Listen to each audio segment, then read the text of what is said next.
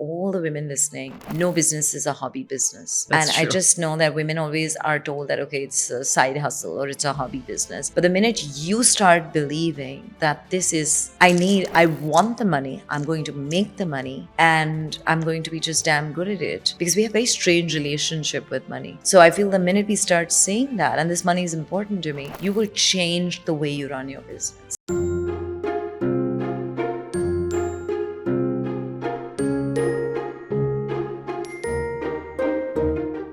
Today's guest wears many hats: founder, conscious parenting coach, author, podcaster. But if you ask anyone who has ever interacted with her, they'll tell you that her real superpower is presence. She built a parenting platform trusted by 20 million families. She's conversations that stay with you long after they end. She remains that grounded, thoughtful mom who can hold space for chaos with the calm of a yogi. So please welcome to the program, Mansi. I'm so happy that you're here with us today. Thank you. And thank you for adding the pressure on me. I hope we're going to have super successful, actionable tips for. So let me ask you, from childhood, and I always ask all of my guests this, but I'm going to change yours a little bit because we're focusing in the beginning part of this on childhood and on children. From your childhood, what is the one quality, this elegant virtue, which is what I like to call elegant virtue? So honesty, trust, maybe it's one of these things. What is the quality that you believed from childhood that has shaped you, not only as a founder, but as a mother and as a woman? You know, I'm so glad that you asked that question, because I truly believe that who you are in your adult life, and that's the hypothesis of everything that I do, which is raising conscious children, by being a conscious parent, is because who we are is so deeply sown in our childhood.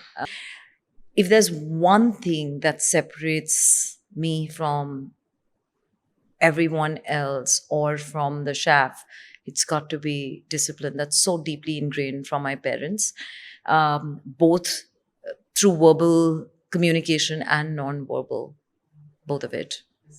You know, whether it was my mom who kept saying it, go to bed early, wake up early, or just seeing my dad do that Monday to Saturday without complaints, because you just got to shut up, suit up, and show up. Yeah, right. Yeah, right? The 3 S's. And the minute you do that, you know, you're ready to play the part, ready to play whatever role that comes your way. Yeah, this is amazing. Actually, that leads us perfectly into our next question. So which part of this resilience that you're talking about, so this discipline as your elegant virtue, were triggers, if you will, or were passed down from your family? And which parts did you maybe have to unlearn and then redefine for yourself?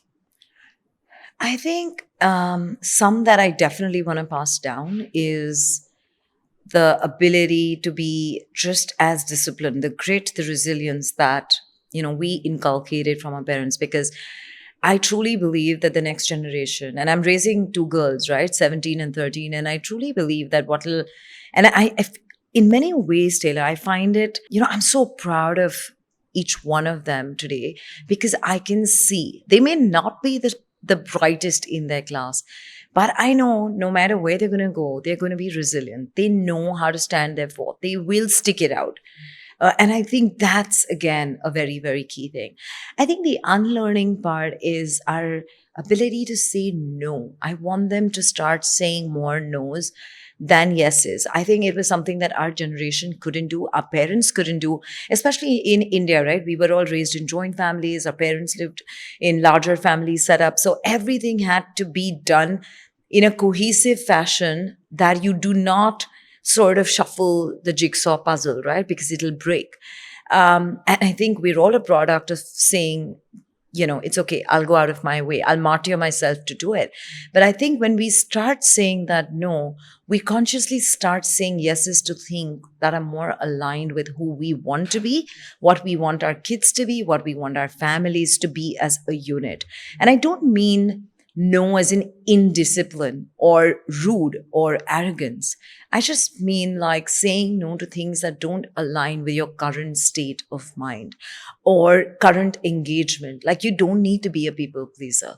And that's what I mean by make your no's more than your yeses. learning how to say no is so important. And we're going to talk about this later about being woman in leadership, woman as an entrepreneur. Especially as an entrepreneur, you need to learn to say no, right? You have to self-trust. You have to lean into that authenticity, right? What you're speaking about, to be able to say no is knowing when something doesn't resonate with their authentic self. And I think the first step of that is knowing yourself, right? So I think that's one of the most amazing things about conscious parenting and about having a conscious child, which you're talking about your girls. I have a daughter, I have a 9-year-old, and I am proud of her. Yes, okay, she excels at school, great. If she doesn't do wonderfully in every single subject, it's okay, because I know I'm raising a really good human being who also is disciplined, who holds herself accountable, but also is human, right? And I would prefer that she's her authentic self with structure, with discipline, but her authentic self, and be able to tell me, no, this doesn't resonate with my authentic self, and know how to do it in an effective manner, which I think is so important. And we learn that now, but I'm glad somebody is teaching. I'm glad that somebody's talking about this with our children now younger, because the sooner we learn it, the more it becomes a habit, and the better a habit it is, the better we actually can implement it in our life. So Right. Absolutely. it's amazing. So growing up, there's always someone who has become a quiet anchor. So for example, for me, it's my father, a very quiet anchor. Maybe not the loudest person, but the one who steadies your world, if you will. Who was that for you, and how did their presence shape the way that you hold space for others today? I'm so glad that you asked that question, because for me, a large part of it was, and I write that about in the book as well, we always believe that the anchor is the loudest and the strongest. And I had my mom's very vocal and very overpowering and very disciplined. And she's almost got a military regime going on. And I thought that I was silently, or I was learning all of that, and she was my anchor. It was only, once I got married, which was at about 25, did I realize that I learned so much from my father, and he was actually my anchor, than my mom, because all the non-verbal communication, how to be with people, the most important values or the pillars of life, which are honesty, integrity, discipline, doing things for people, or just being, not just listening more than speaking. I think I did not even realize, Taylor, until I think maybe I was in my early 30s, that my father played such a critical role in shaping me, while I was always looking up to my mom. And, because I got married very early on, I think the other anchor that happened to be was my husband, because he almost seemed like a clone of my father, just more funny. And I didn't realize that when you have an anchor that is so secure, so not threatened, so comfortable in their own skin, they're thinking bigger for you than you are thinking for yourself. And I think when you find these anchors, just hold on to them, because they're absolutely priceless. Yeah, absolutely. I mean, they have great awareness and consciousness, and they're also giving you the ability to really build that within yourself so that you can trust yourself, which is the most important thing. And I think, just as a slight off topic, this is why it's so important, the relationship, all relationships between our parents and the children are important, but the father-daughter connection, why that is so incredibly important. You've spoken to so many different things here about that relationship, and having that anchor, and having that source that is really not in the aggressive ways, not in the in your face ways, but in the silent kind of in the background, giving you the motivation, most importantly for developing of self. I think that's the most important thing. So that's amazing that you had that. And my father is mine too, so I totally understand. Strangely, every time I'm at a crossroad, and I lost my father 5 years ago, and so strangely that every time I'm at a crossroad, I will go back to thinking, what would he say? And, so that connection just never breaks. And that he is your North Star, and he will point you in the right direction, what seems right and most authentic at that point in time. So whether it was choosing my life partner, or whether it was starting my business, or whether it was, any critical decision, I didn't even realize that I very unconsciously look towards him, fully knowing that he's going to make that decision for me, and that's going to be right because he knows me more than me. Yeah, that's so amazing. And he probably did that because he knew you. You know, he loved you. Yes, parents, we love our children, but he knew you. He allowed the space to see you for you, to understand you for you, to communicate for you for who you are. I mean, bravo to him. I'm really sorry for your loss. That loss never leaves. So, but still, it's a wonderful gift he gave you that you're giving to your children, and also probably in your marriage as well. I'd have to say, hearing how you speak about your husband, that's fantastic. So wonderful.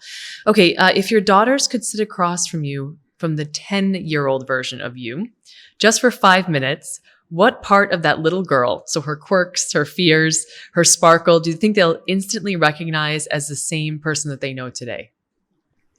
If they were here, they'd make this really funny. So that's what I'm going to do. They're going to say, she's such a stickler and over-obsessed person that things cannot be out of place, right? I just need to find it in the same place, in the same condition, with precision. And I have always been like that. The other part of me, which is sporty, which is anything to do with games, competition, playing outdoor, playing ball, or athletics, or anything that requires some sort of physical movement is what I would do back then and what I do now. So I think they would just totally think that it's got to be something to do with outdoors, and something to do with adventure, and something to do with being completely unpredictable, and saying yes to adventure is what they would totally think of me. Okay. What would they be surprised about if they saw that version of you? They would just really think that I had a lot of fun back then as a kid. Yes. And maybe they always keep telling me, you need to have more fun. You need to have more fun now. Yeah. I think it would be that. Your daughters are a little older than my daughter, but at the same time, maybe we should get them together because they could have a little like focus group on their moms, because I think mine would say exactly the same thing. I mean, on my desk, I have 2 photos next to of when I was in ballet, because I used to be a ballerina, and when I was really little, like 4 or 5, holding a puppy. And I look at them and I remind myself about self-talk. Like, when I'm talking to myself badly, or when I'm thinking about things, remember I'm talking to that little girl that's there. And my daughter comes in and looks at them and she's like, oh, that was you. It looks just like you. And I'm like, yeah, I haven't, like, yes, I've aged, of course. But like my face like looks the same. You know, some people always look the same. But if I were to think and go back and look at that little girl, like, what is she really like? And I've thought about this after we put together these questions. I thought, what would she really like? And I was like, what would my daughter identify with? And she probably would have thought I was much more fun, which is a huge reminder to myself to like be more fun, you know? Not that I take things overly seriously, because I'm pretty relaxed about things, but I was definitely goofier, you know? It had more liveliness, you know? So like, let's not lose that. So I think that, because I asked myself that same question before I asked you, I'm like, what would my daughter not see? Like, I think they'll also think that she's not even mom. Yeah. Like, I think they think I'm not mom material. if that's even a thing, because they're like, you say yes for everything. Like, how are we supposed to be so responsible? And I'm like, yeah, but you make your choices and then you just live with the consequence. So if you think that's okay, then it's okay. So they actually think that I haven't grown up from that 10-year-old, really. So I can be quite a mad riot with them sometimes. And I'm sure it's a great experience. So take us back to the very beginning of Kidsstoppress. What was going on at your life at that time? Okay. It was 2008. I had just delivered my elder one. There was the Lehman crash. Oh, yes, so the markets were down in the dumps. I wanted to retain my job.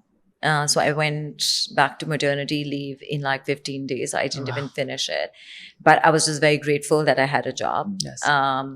Because I had, we were very young. We were like, I was only 27 then. So I was just very happy that I had a job. And I think, when you give birth, there is something within your entire being as a woman that changes your ability. And I don't think life prepares you for anything more than motherhood, because it's the only time that you will learn to prioritize someone else over you, and so profoundly remember that moment.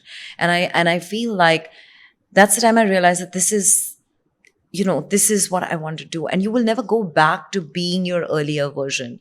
We may think that, I will fit into the jeans back in the day, right, or whatever. But I think those are just surface level things that we think of.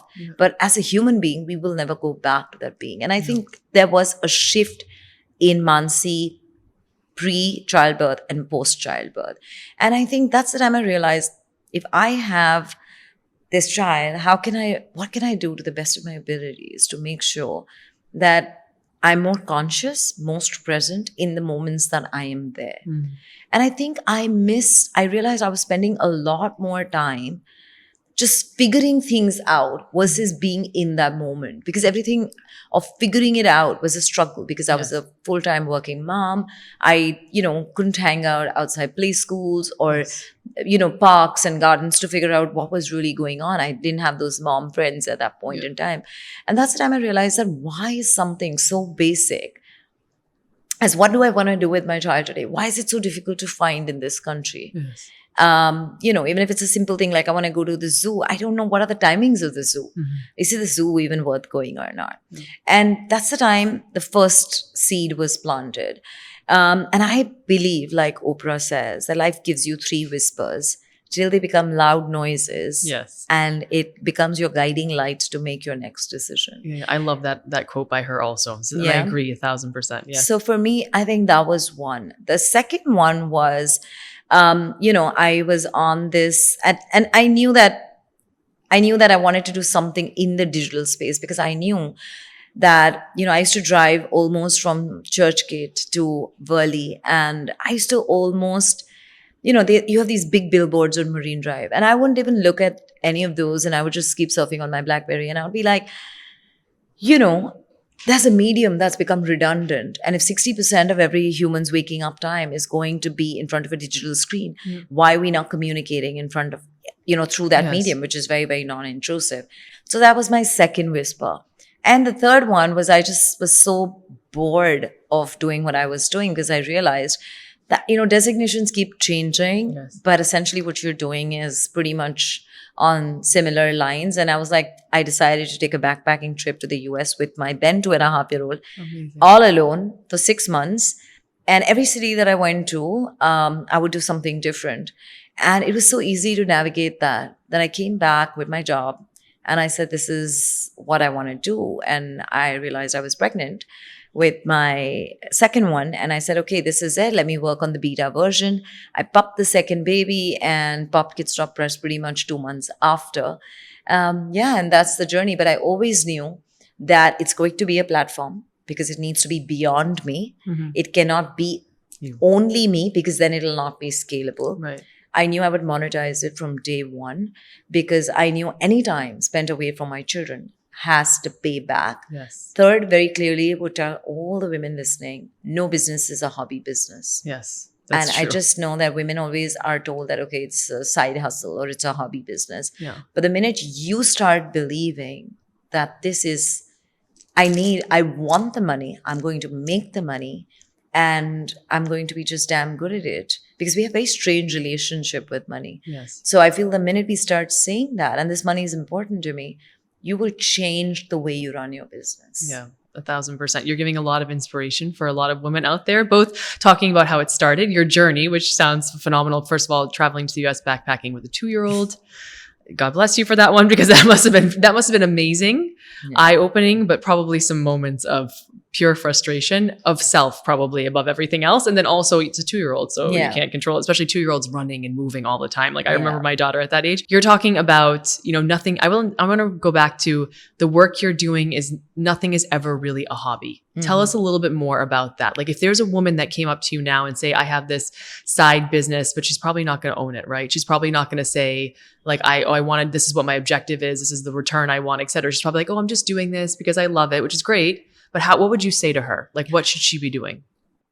So it's a question that's very, very common that comes by to me, because one, I see, because we're raising a community of moms, and soon after childbirth, a lot of women need, they don't have organized childcare, or they do not have, or they're in a nuclear family setup. So they're looking at flexible options, and they do believe that what they're doing is not significant. So I just want to tell them that don't think that I'm running this business because I just need it's loose change or it's pocket money or any of that, right? One, if you're going to treat it like that, that's your internal dialogue. And if that internal dialogue does not change, it's not, the other person's not going to take you seriously. Imagine, would you invite me if I said, oh, I run this community which has maybe just 20 million people, but I don't think I'm making a big difference. I just do this when my kids are away at school. You're going to be like, okay, dude, why should I even have it on the podcast? Versus if I say, I'm running a community of 20 million women and I am doing something so impactful because I'm helping parents of today who are extremely confused, conflicted, be more conscious in their journey. And it takes a lot of work. It takes a lot of work for me to learn, be more conscious in my being, and make sure that I am conveying and transferring all of that knowledge back to each one of the women in my community. You see the narrative shift? Because I've taken myself seriously now, right? And the other reason I say that it's important that inner dialogue is so strong, because I also know that a lot of women may be living with their mother-in-laws or in a joint family setup with maybe a co-sister-in-law or something, and they're expected to cook, clean, or do primary childcare, which is okay, and which is the first part of being a woman entrepreneur. And I keep telling this to everybody. My normal is very different from your normal. So you've got to draw the boundaries within your normal for what works for you, right?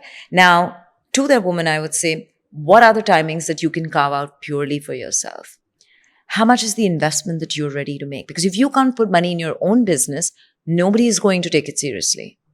Okay. Second is, women are extremely risk averse. We don't want to talk the M word, whether it's money, menstruation, menopause, any of that. I think we're just conflicted with using the M word for. Where do you think that's coming from? Not to interrupt you, but I'd love your insights on where you think that's coming from. I think because we're always raised, especially, and I really hope that changes, we're raised to believe that we're not the primary caretakers or the primary givers. We're the nurturers. And nurturers are not providers.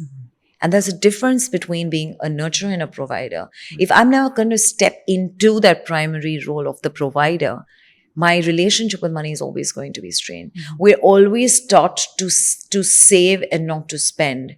In every Indian household, you will find a woman who saves a little bit from that monthly pocket money that she's given or allowance that she's given to spend on household things. And, she will save that for a contingency or for something of her desire or for her children. Or for the times when she wants to give her children, but she doesn't necessarily want to tell her husband about it. You'll always find. And Taylor, I'm trying to move a little bit beyond the metros of Bombay because I travel and work extensively with not only India, but also the Bharat that rests within the many Indias of Indias, right? So I think that's why it's very important to take a pulled back macro view of how is this happening. And I think we've also had a strange relationship with money because as Indians, we are the thrift economy. That's how we were raised. We were never raised to take risks. Why does a woman need to take risk? You're going to marry and then you're going to raise children and then you're going to do something else. I think we're probably the first generation who's raised to be providers. Right? Yes. And we don't want to lose that opportunity. The whole trad wife concept, that's like raging on the internet. It really irks me because everybody thinks it's so pretty, but it's taken our grandmothers and mothers and finally us to make sure that women are back into the workforce. We don't want to become these trad wives because there is a whole economy that's boosting it somewhere. Not knowing that there's a full-fledged business out there and a revenue stream and, all of that. And we're just, and a whole lot of the younger generation is actually just taking that too seriously and giving up the hustle culture. We were raised to be hustlers, right? And we should have that choice. We should have that choice. Absolutely. And that's the part that I think that the different generations have worked so hard for, is to have that choice. Absolutely. Not just choice as in society shifting so that it's actually physically feasible to do it, right? Because that's a huge part of it as well. Absolutely. Society shifting, but our mindset shifting, that this is a choice, because either choice, it is a choice, but that you actually can make that choice, and that there is a way to do it. And you have mentors that have gone before you that you can follow. And that's what the important part is about the choice. We can't blanket and be like, let's go back and do it, because there will be a lot lost there, right? In the choice, in the ability to have the choice. Bit that I want to add to the advice to the woman is also just don't be afraid to ask another woman or someone who's walked that path before. I just feel that we're so insecure sometimes of what we want to build that we often feel this concept of log kya kahenge, right? What will people think of me? And I think that's the first barrier that we actually face, where we wonder, we spend so much time thinking of what others will think about us when they're actually not even giving us that mind space. So go ahead and ask somebody for help. It's a sign of the strong as well when you ask for help. So don't overburden yourself by just looking at unrealistic expectations or trying to be the first one to carve out that path. If you find a mentor, find somebody, please make sure that you connect, you reach out, you ask. Absolutely. So this is wonderful. So as a tool here, or as a way to decode success, one thing here is asking for help, because in thinking about it this way, so the way I would love that I took from this so many different things. So the narrative, right? The narrative of what you're saying is your internal dialogue, your internal narrative. So how are you speaking to yourself? If you have something that you're investing in, even if it's just 10 minutes a day, even if it's only a couple hundred rupee, like every week, doesn't matter. You're making an investment. So the way you talk to yourself about it is the way other people are going to think about it. That's the first thing. But also it's the narrative out there as well about what this could be and what this could mean, and shifting that narrative. So our relationship with money, shifting that narrative, the way in which maybe you're being perceived or not perceived, shifting that narrative.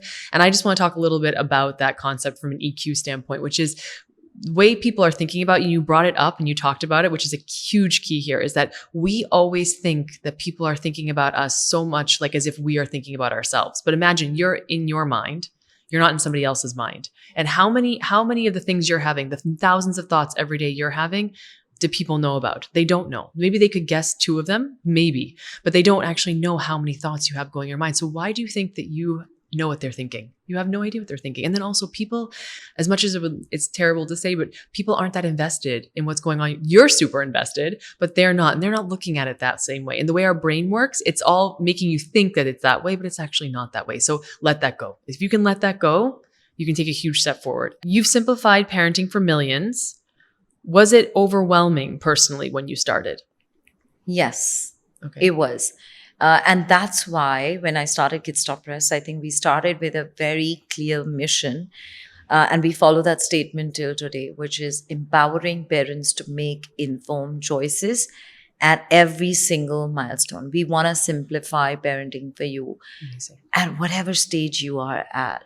Because parenting from one generation to the other, it is overwhelming. From one country to another, it is overwhelming. Mm-hmm. From one stage of childhood to another, it is overwhelming. And I've gone through that.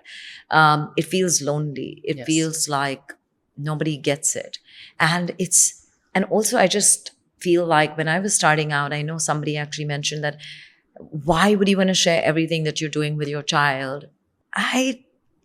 That's what kind of irked me, because I'm like, every child is so different. Their paths, their journeys, everything that you're going to do with them, the individuals that they're going to become. If everybody had that playbook of how to do it, let's see then where the level playing field actually takes you. Right. And I can very proudly say that 13 years later, I can see all those parents and me, and I don't think we're at very different levels or playgrounds or different lanes of competition. I really don't think we are, because I just feel like your path and your thumbprint is so unique to you that I don't think any amount of copying is going to give you that unique thumbprint. That's why it's your biometric.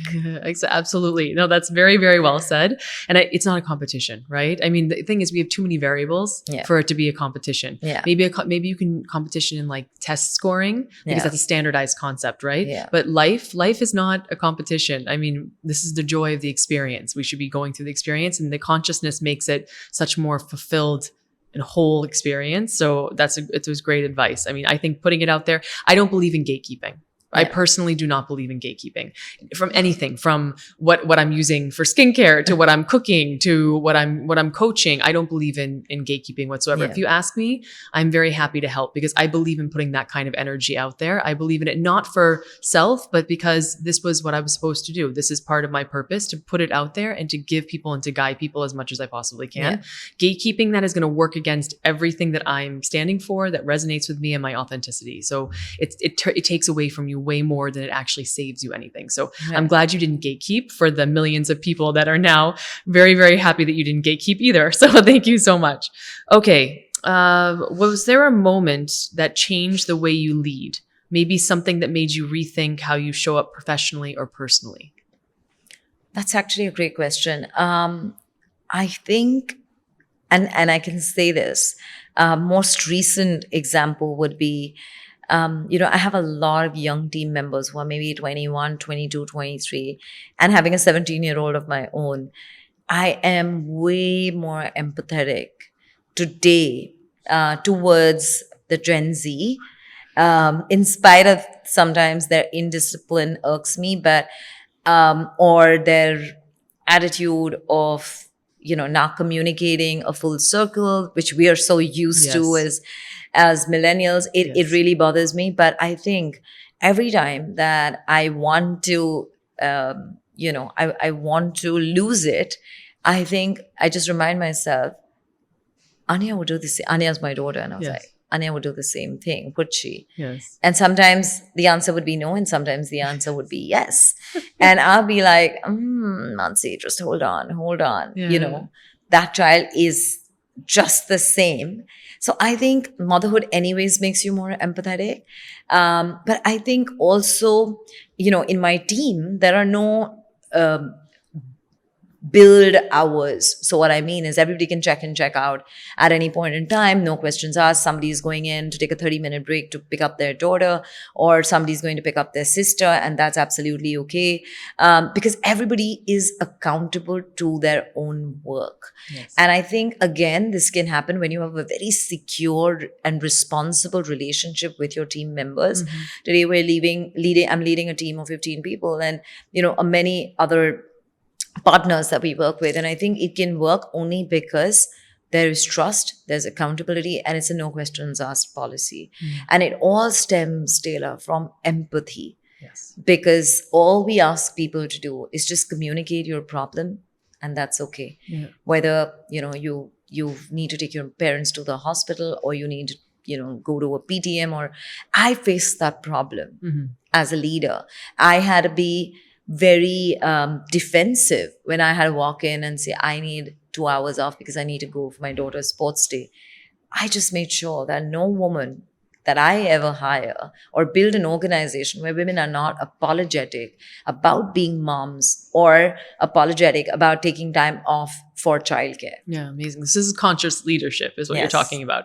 So what I was just about to say is that you've created a culture of conscious leadership, not just from the top down in the sense of you as a leader running this group of 12 plus people, but also within themselves because it's self leadership. First of all, if you're keeping them accountable to what needs to be done, a deliverable needs to be done, you can do it in however way, because as women, we know we will get it done. Yeah. We just need somebody that consciously believes in us, that allows us and gives us the space and time, and that understands and that allows the trust and the honesty, which is the most important part there. Because I always say to my team, just tell me if there's a problem, because I can fix problems. I cannot fix things I don't know about. If I don't know about it, we can't fix it. If I know about it, we will fix it. Not a problem. But just let's keep the communication open. Let's keep it honest, and let's keep it conscious in what we're doing, which is exactly what you're doing. So that's fantastic with this. And it's from woman to woman also. I think it's phenomenal, because I also have, for example, I have sports day coming up. So I know this from firsthand. And my chief of staff also has young children, and she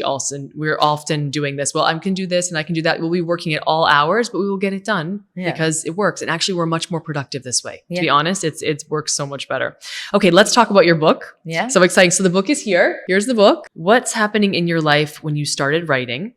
And what are you trying to understand for yourself at that time? So I think I started writing the book way back in 2022. And I have to tell you the idea of how it actually came about. The idea came about when in COVID in 2020, and my husband and me had just finished doing the dishes, and I just sat right next to him, and I just looked at him and he looked at me, and I said, I'm ready to write a book. He said, I was going to tell you the same thing. And he's like, what is it going to be about? And I said, I don't want a book that tells you how to parent. I don't want any gyan. I don't want a parenting Bible. I don't want anybody to tell me how to do it right. I don't want to be a perfect parent. I don't want to raise a perfect child.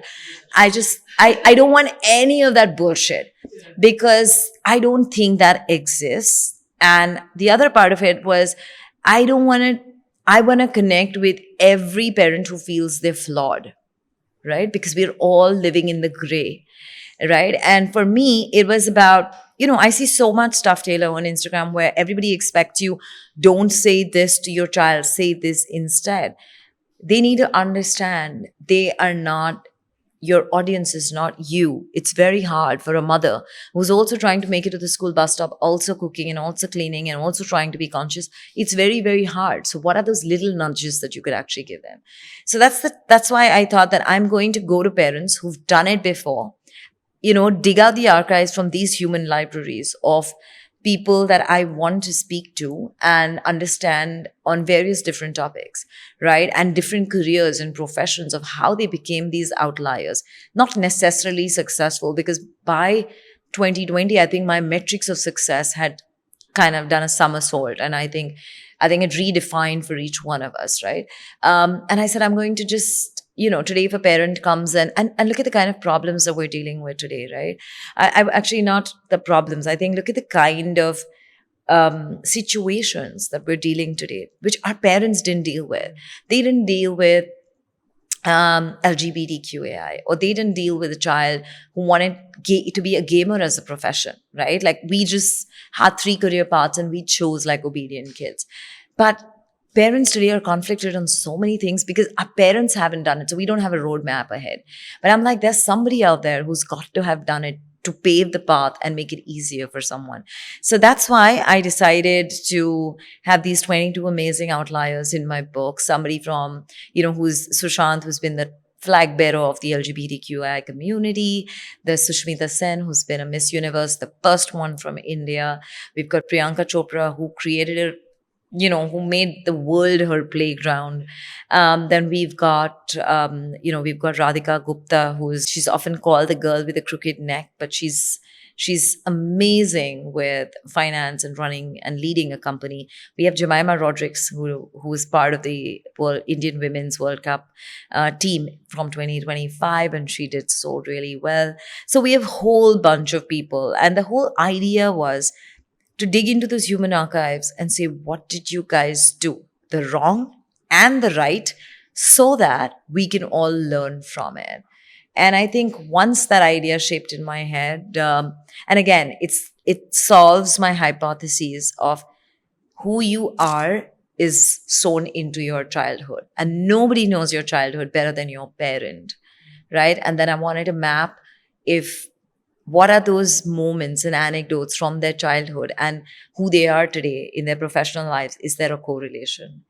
And for the answer, everybody must read the book, but you will be surprised at some of the anecdotes and correlation that are mentioned. Like, to my mind, it was a no-brainer that these people landed up where they did. Of course. And you must read the book. So, but thank you for that. I think there are so many different lessons there, but for just normalizing these kind of conversations, right? The successes and the failures, the challenges, also looking back, being a little bit reflective on it and kind of piecing those two different parts together and having people come from cross different industries, backgrounds, because we need the perspective. People need to feel that I've been seen, heard, and emotionally safe, right? Yeah. And everybody will feel seen, heard, and emotionally safe in the parenting area this way, because they'll be like, oh, I can relate to this in one way, shape, or form. So that's amazing. So I cannot tell you enough. Please read the book, everyone. So what is the biggest misconception about conscious parenting that you wish more parents understood?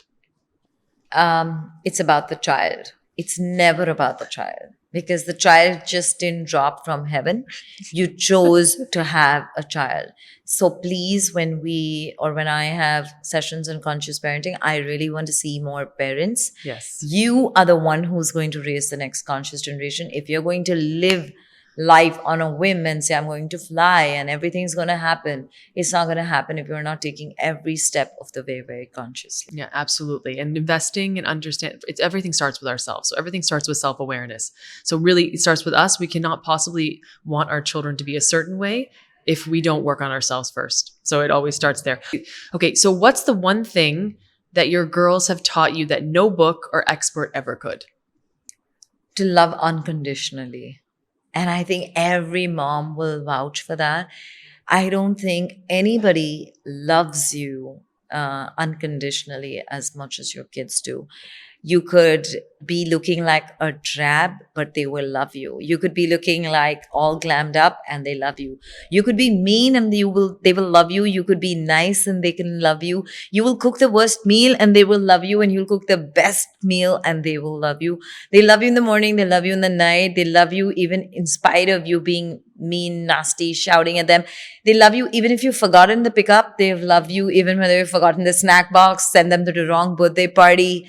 You've done all the goofiest things. You've done all the wrongs, but they will come back and give you that hug. And mine, I think most definitely, because I'm the goofiest mom, the amount of mistakes I've made. If my kids I think they've taught me that it's life. You make mistakes, you move on. Yeah. And I know once I made a mistake and they're like, Mom, it's okay. You're only human. Yeah. And I cannot tell you, Taylor, I just felt my shoulders drop. Yes. And I just felt like I was carrying so much and I was trying to be this woman who I'm not. And they just simplified parenting for me. Yes. So I think to just love unconditionally. I really wish all of us can do it. Yeah, that's amazing. Actually, it's a really great reminder. And I'd like to talk about that a little bit more. Our children love us unconditionally. We, on the other hand, are we really loving ourselves? We get so much mom guilt, right? We feel so, for example, the pickup, we're late for pickup or we forgot this. I'm the same way where I made a mistake. Mommy's not human. I made a mistake. And, accountability and repair, right? The most important things for that. But how would you advise, since you've done it so well, for moms that are suffering with mom guilt, that are forgetting this unconditional love, that their children really do love us? They may make comments, they may cry, but that unconditional love is always there. But it's important that you nurture it, right? Within self and with your children. So what advice would you give them when they're struggling with it? So I get this question in possibly every workshop that I have done across the thousands of workshops and talks and podcasts that I've done. And I just have the same answer. I never feel guilty. Because if I have my purpose is not only to just be a mom.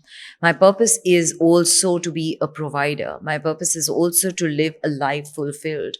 And I think the best advice I would give to people is make your children part of your purpose. Taylor, my kids have never seen me home. My kids have never seen me not exercise. Like even when my kids were in my stomach, they've seen me upside down. Or my elder one has seen me do a handstand and a headstand even while I was pregnant with my second one. They know that, but they have a predictability of why she's doing what she's doing. So they know that if she's not at home at 6 a.m, she's gone out for a run or she's gone to exercise. If they know that I'm away from home, they know that she's fulfilling her purpose of being the professional that she is, right? She's not going to take away time from us to do something that's not meaningful. Sometimes, of course, it could be just having a good time or fueling my relationship with my partner.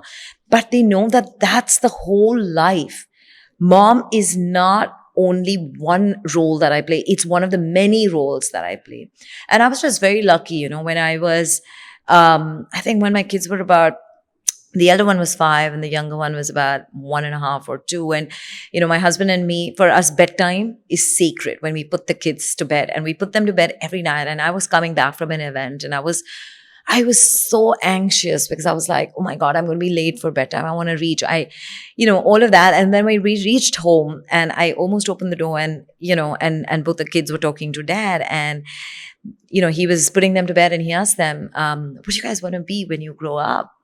And both of them in an instant said, we want to be CEOs of Kidsstoppress. And he was heartbroken. He was like, why does nobody want to do what daddy's doing? And I wasn't with them, right? Yeah, I'm still at the door and I'm trying to listen to what they're saying. And and they're like, oh, your job's not cool. You don't do fancy things and you don't get good gifts and you don't get good games and you don't meet Mickey Mouse. And, that was a big deal for them. Yes, of course. And oh my God, like tears rolled down my eyes. And I think it wasn't tears rolling down. It was guilt rolling down. And I think from that day, I've never felt guilty ever, because I realized this is who I'm raising. If they're going to see me, confident in my own skin, being financially independent, that's who they're going to be. And I think moms of girls have double the responsibility of not feeling guilty. Absolutely. And don't please cry, because I'm not a person who wants to waste any time in crying. I keep telling my kids, it's great to cry, to have that release, because tears are, emotions in motion. But then move on. Ask yourself, what next? You're feeling guilty. What are you going to do about it? Are you going to prioritize more time at home? Are you going to say no to things that are not meaningful? And you see how our conversation's coming a full circle. I started off with what are you going to say no to? If you're going to say no to things that are not aligned with your purpose, are going to make you feel guilty, then say no to it. Right? And then it'll come a full circle. If you're doing things that are meaningful, you will not feel guilty. If you are doing things that help you raise empowered children, you should not feel guilty. If you're spending time to nurture your relationship with your partner, you should not feel guilty, because they're silently observing how you guys are as a couple. That's strengthening their belief in relationships, in marriage, because tomorrow you don't want them to see a relationship that was always strained for time. After finishing 1 hour of work, which is at 9:30, so you'll typically see me post between 9:30 to 9:35. I will then check again from 2 to 2:05, because I'm very sleepy. And then the alarm rings and I'm off. And then I check it again between 5:55 to 6.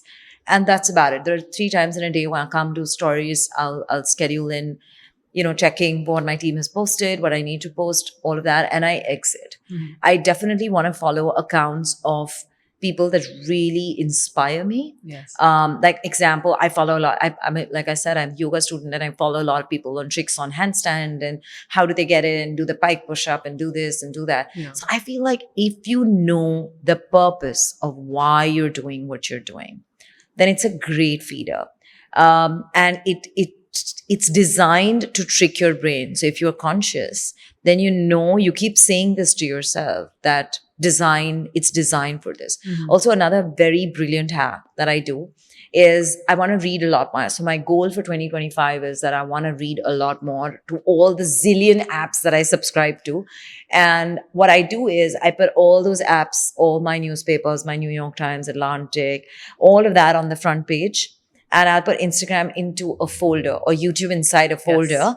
So it's hard to find. It's not the first thing. The icon's not speaking to you semiotically. Yes. So very little chances of you clicking on it first. Yes. Right? So you're actually cheating your brain to not giving it easy access. You're creating obstacles along the way. So it just becomes much easier. And the best is to just put on screen time, like 25 minutes, and the app shuts. Yeah. Then you have to put on the password. So then that's the second hack. You're putting the second obstacle in there. And of course, for all the people who are watching them, please understand that's a part of somebody's life. Compare yourself with people who are in the same life stage, in the same city, living that same life. And it's going to be very hard to find. Yes. So therefore, do not compare, because comparison is the thief of all joy. Yes. One of my favorite quotes ever, the comparison is the thief of all joy. And when you are online, doom scrolling, right? Yeah. I mean, not only is it like an algorithm is going to make you now see everything that you are Yeah. doubting about yourself or looking at what you're going to start looking for. And it runs with it, which is only making it worse. But you're comparing your entire life and your entire existence or your entire how you're feeling about something to somebody's highlight, to Yeah. what they've very much sectioned off and potentially filtered out. And then that's not fair. No, nor is it logical or realistic, but we're not thinking that way. So remember, exactly like you said, it is programmed to make you feel a certain way. Be conscious of it, be aware of it, and then do whatever you need to do to be able to make sure you're making the best choices. Don't see it, you won't be so prone to opening it because Right. it is addictive. It's made that way. It Yeah. is made that way. And just to add, another very important thing, I think, for all of us is to understand that we're modeling a behavior. And it's so important to understand that if you feel that you need to post in real time, let's understand nobody who has the maximum social media following today posts in real time. We're all posting after the event has happened, right? Yeah. And I think that's so important. And I learned this very early on, Taylor. I would never post in real time because it was so important that my daughter understood. And just from a child's safety perspective, Yes. I would never put her on location. I would Yes. always post after I have left the location. Yes. So you're being very careful and conscious of, I don't need to post in real time. It can be threatening. Like there have been so many cases internationally where people have actually even written names of their apartments, the PIN Yes. code and the building and all of that. And then they've had a security issue. So I think it's very important that you're modeling. Yes. So you don't take away from that moment by posting in real time. Yeah. Be very conscious that you're not tagging and always post after you've left the location. Always. And I Yes. must say this, when my daughter was at a summer camp 2 summers ago and she was all alone, I was like so worried that, oh my God, what if she's going to post and she's going to name her? But I'm so proud that for 3 weeks that she was away at the camp, she didn't post anything remotely that gave away her location. She didn't tag the location. She didn't put a important monument of that location. She only posted after. And to me, that's only because it was ingrained. It was modeled that she could follow that. Yeah, absolutely. Absolutely. Modeling is incredibly important. Awareness is incredibly important. Also, you're not as present in the moment that you have, for example, like exactly what you said, you have made a choice as a working mother to be away from your children, doing something. You make that choice and be conscious about it, be present in it, and then do that later when it's safer, for sure. But also make sure that if you're going to invest your time in something, you're fully invested in it because you've taken it away from something else. So that way you don't feel guilty about it, right? Because you're fully in it. But I agree with you. And also, it's also a terrible, it's like a little bit of a rat race with the, I have to post. Psychologically speaking and emotionally speaking, it is a negative spiral and it's really unhealthy. So being aware of that, and actually that's another Success Decoded here, making sure that you realize that nobody is posting live. Like it's not safe. You're not fully present. You're not going to be as effective. But in addition to that, it's not healthy for you emotionally or mentally. So thank you for that. That's a wonderful tip as well. Now, before we wrap, I want to shift gears and do something lighter. Although I think this has been pretty light, right? It's been serious, but it's been light. I don't think it's been super, super heavy. Just something fun and quick. Okay. On a playful note, are you ready? So whatever comes to mind. And I know you're going to do it. Okay, here we go. So a parenting myth you wish we'd all stop believing. That we're perfect. Amazing. One word your daughters would use to describe you. Funny. A book that shifted your perspective recently. I am actually reading the Japanese bookstore book, and but it's just brilliant because it taught me about slow living, and that's something that I'm very consciously doing. Yes. That life doesn't need to be full of lessons and pace all the time. It's not Ikiaki, is it? No. Not this one, It is something bookstore. Okay. And I'm forgetting the name of the bookstore. We'll put it in the comments. Okay. A belief you've completely outgrown. I am perfect. Your go-to comfort food on a stressful day. Khichdi. A habit you swear by no matter how busy life gets. Work out every single day. Yeah. One thing people misunderstand about conscious parenting. It's about the child. A podcast episode of yours that personally changed you. There have to be actually 2. One was with Andre Agassi, the tennis player, Yes. where he told me this amazing line which is rules without relationship will equal to rebellion. And it was an interview I did, I think, 8 years ago, still stays with me. And the second one is with Priyanka Chopra's mom. When my daughter was 13 and I thought I was crying every single day. And she told me, Mansi, you just need to be your child's punching bag. And it helped me navigate the toughest situations that time. 3 things that instantly calm your mind.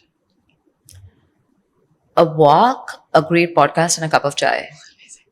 If you weren't building Kids Can I change that? Yeah, sure. Okay. I think a cup of tea, a hug from my kids, and a workout. If you weren't building Kidsstoppress, you be doing? I would possibly be a yoga and wellness teacher, or do something with nutrition, but something in the wellness space. Yeah, I was about to say exact same thing. Okay, a parenting win this week that made you smile. I think so. My daughter's prepping this whole week for an international tournament, and she needs to wake up at these odd hours, and she's doing it all by herself. She's figured it all out, and I am so pleasantly surprised and proud of this child because I am still struggling to figure it all out, and she's got it all organized, and she said, Mom, just chill. Yeah, amazing. Well, bravo, Mom, because frankly, that's amazing. One line you want every parent listening today to take away. We're all work in progress. Amazing. Thank you so much for being on today. Yeah. You've given me so much inspiration and so many tools. Not only, so if you're a parent, if you're a woman entrepreneur, if you're a woman in leadership, and we can take away so much from this. So thank you so much for being here. I know that everyone has loved it. And I think I probably didn't even say enough when I gave the intro about how amazing this podcast is going to be. Thank you so much. Amazing. Thank you. Thank you for having me. Thank you. Mansi, your honesty and clarity are such a gift. You reminded us that parenting and personal growth don't need perfection. They just need presence. If this episode spoke to you, take a moment to pass it forward. Share it with someone who could use a little perspective today. And while you're here, hit follow so you don't miss the next powerful story coming your way. I'm Taylor Elizabeth, and this was Success Decoded.